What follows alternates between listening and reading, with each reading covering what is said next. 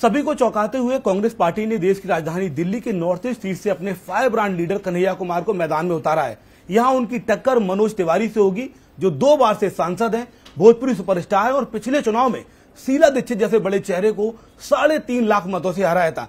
कन्हैया जी हमारे साथ है और हम समझना चाहते हैं कि वो कैसे 3.5 लाख का जो गैप है उसको पूरा करेंगे।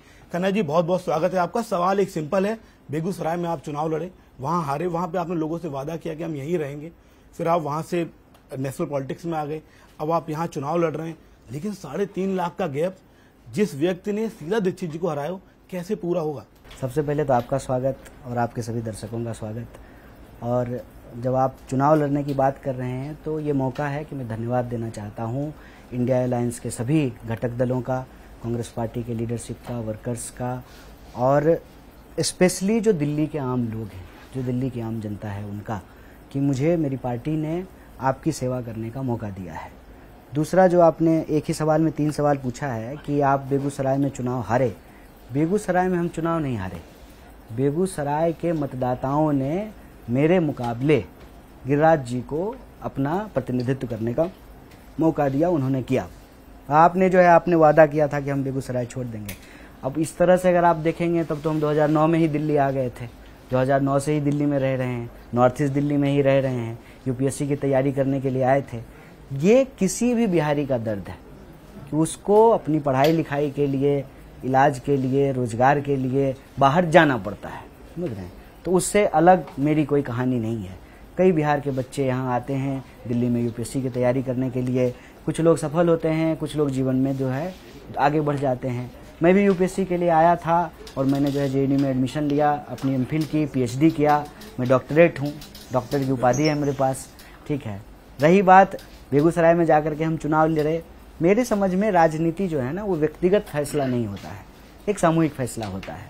उस वक्त हम जिस पार्टी में थे वो पार्टी अभी इंडिया गठबंधन का पार्ट है, वो पार्टी जो है इंडिया गठबंधन में ही है, और उस पार्टी से जो है एक व्यक्ति को वहाँ टिकट मिला है। तो सिर्फ अपना चुनाव लड़ना, अपनी दावेदारी पेश करना और राजनीति को एक कैरियर की तरह देखना, ये मेरा काम नहीं है। हम जिस पार्टी में हैं उस पार्टी में जो सामूहिक फैसला होता है, जो निर्णय होता है, जो जिम्मेवारी होता है, उसका पालन करते हैं। तब भी जब हम वहाँ चुनाव लड़ने गए थे तो कोई मेरा व्यक्तिगत फैसला नहीं था, मेरे पार्टी का डिसीजन था जिस पार्टी में हम थे।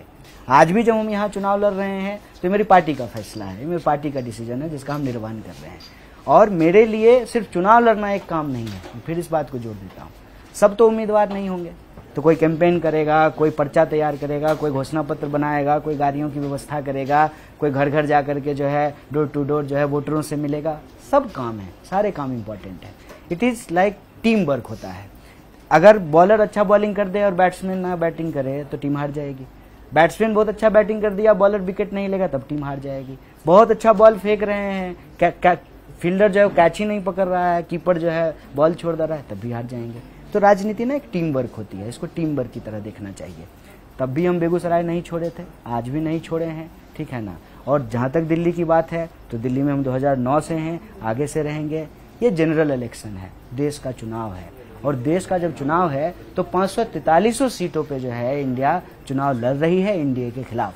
543 सीट पे कहीं हम प्रत्याशी हैं, कहीं प्रत्याशी नहीं हैं, लेकिन हर जगह डायरेक्टली इनडायरेक्टली जो है हर व्यक्ति की भूमिका है जो इंडिया का पार्ट है। बीजेपी ने जैसे ही आपके नाम का ऐलान हुआ, मनोज तिवारी ने कहा कि टुकड़े टुकड़े गैंग को दिया। आप जानते हैं कैसे बीजेपी टारगेट करती है। प्रधानमंत्री ने अपनी रैली में कहा कि टुकड़े टुकड़े गैंग को जनता जवाब देगी। आपके साथ बीजेपी बार बार ये चिपका देती है, आपका नाम कहीं भी आता है। नहीं, ठीक है, तो कहा प्रधानमंत्री ने ठीक कहा, टुकड़े टुकड़े गैंग को जनता जवाब देगी।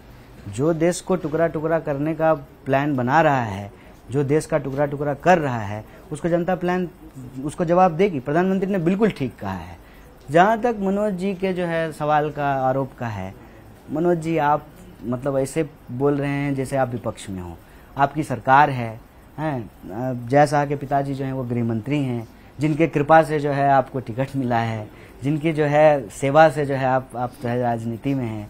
तो आप जब मेरे ऊपर आरोप लगा रहे हैं तो आप ये कहना चाह रहे हैं कि जय शाह के पिताजी काम नहीं करते हैं, उनका मंत्रालय काम नहीं कर रहा है, वो एफिशिएंट नहीं है, उनके अंदर क्षमता नहीं है। और जिस प्रधानमंत्री से चाइना थर थर कांपता है, जो प्रधानमंत्री चाइना को लाल लाल आंख दिखाते हैं, ठीक है ना, वही प्रधानमंत्री, उन्हीं की सरकार पार्लियामेंट को जवाब देती है कि ऐसा कोई गैंग नहीं है, आरटीआई के जवाब में कहती है कि ऐसा कोई गैंग नहीं है। तो मेरे ख्याल से प्रधानमंत्री जी अगर ऐसा बात बोल रहे हैं तो सोच समझ करके बोल रहे हैं।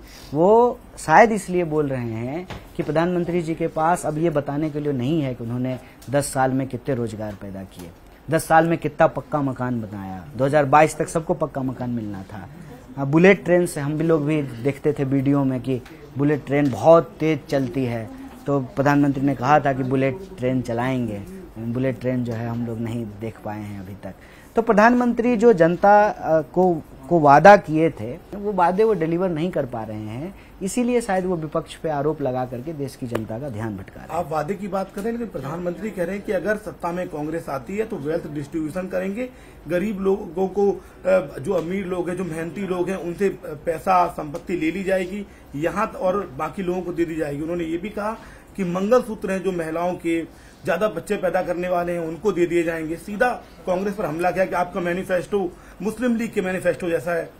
अच्छा, ऐसा है ना कि अभी प्रधानमंत्री जी ने बोलने पे जीएसटी नहीं लगाया है, कल को अगर बोलने पे भी जीएसटी लग जाएगा तो हम लोगों पे लगेगा, प्रधानमंत्री जी के बोलने पे तो लगेगा नहीं।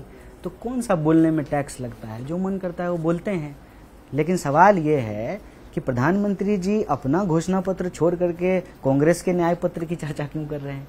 और दूसरा सवाल ये है कि अगर वो कर रहे हैं और बोल रहे हैं तो मेरे ख्याल से जो है प्रधानमंत्री जी जो है एक प्रेस कॉन्फ्रेंस बुलाएं और आपको भी बुलाएं और आप भी उनसे सवाल करें और इन सवालों का जवाब आप उनसे मांगे। अंतिम सवाल रहेगा सर मेरा, मनोज तिवारी की तो लड़ाई है, यही चर्चा ये है और बार बार इस तरह के प्रोटेस्ट हो रहे हैं कि आपका और उदित राज दोनों का दिल्ली में विरोध हो रहा है, कांग्रेस पार्टी के स्थानीय नेता आपको पचा नहीं पा रहे। नहीं, ऐसी कोई बात है नहीं, लेकिन अगर ऐसी बात है आपको मुझे नहीं जानकारी, अगर आपके सूत्र पता नहीं कौन सूत्र हैं, अगर आपको बता रहे हैं तो अच्छी बात है ना भाई कि कांग्रेस में और दावेदार हैं, कांग्रेस में और नेता हैं जो चुनाव लड़ना चाहते हैं। कल तक जो यह बात फैलाई गई कि कांग्रेस समाप्त हो गया, कांग्रेस मुक्त हो गया, तो इसका मतलब कांग्रेस है, कांग्रेस में लोग चुनाव लड़ना चाहते हैं। और आप तो आंकड़ा बता रहे हैं कि ऑलरेडी बीजेपी जीती हुई है, तो ऑलरेडी बीजेपी जीते हुए तो लोग हारने के लिए भी लड़ना चाहते हैं, तो बड़ी हिम्मत की बात है, ये तो सौभाग्य की बात है, खुशी की बात है, ये कोई नाराजगी वाली बात तो है नहीं। जहां तक जो है टिकट हमको दिया गया है और कुछ लोग मांगते हैं टिकट, किसी को दिया जाता है, किसी को नहीं दिया जाता है, और ये कांग्रेस पार्टी की खासियत है कि नाराजगी अगर है तो आप व्यक्त कर सकते हैं। कन्हैया जी, आपको बहुत बहुत शुभकामनाएं लोकसभा चुनाव के लिए। तो ये थे हमारे साथ कन्हैया कुमार, सहयोगी चंदन के साथ शिवम प्रताप सिंह, नेटवर्क 18 दिल्ली।